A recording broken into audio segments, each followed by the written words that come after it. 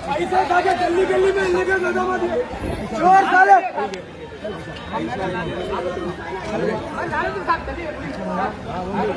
Ma'am के नारेबाजी के ऊपर आप देख रहे हैं ना कि हल्के नामबंदी में जहाँ पर 8 जनों की फौत हो गई और वो जगह पर एमआईएम की सियासत कर रही है।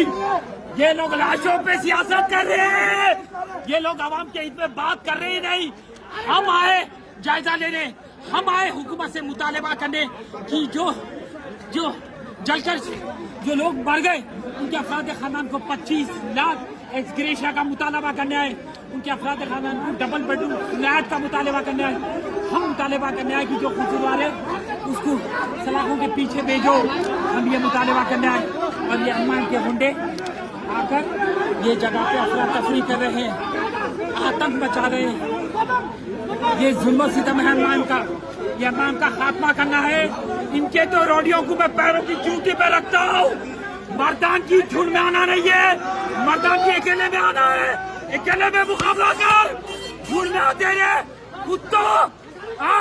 मौत की जगह पे तुम लगा नारेबाजी करते, मौत की जगह पे तुम आके एमआईएम जिंदाबाद बोलते, मौत की जगह आके तुम ये कहते कि दूसरी जमात वाले नहीं आना।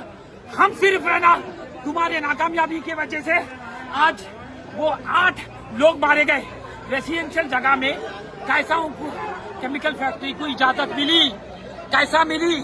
अब कौन जिम्मेदार इसका? यहाँ की हुकूमत जिम्मेदार, फायर सेफ्टी डिपार्टमेंट जिम्मेदार, जो इजाजत दी वो जिम्मेदार।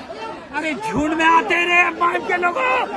हाँ, मर्दानगी खत्म हो गई, सामने अकेले के अकेले का करो। झुंड में आ रहे कुत्तों, किसी के बाप से न डरते।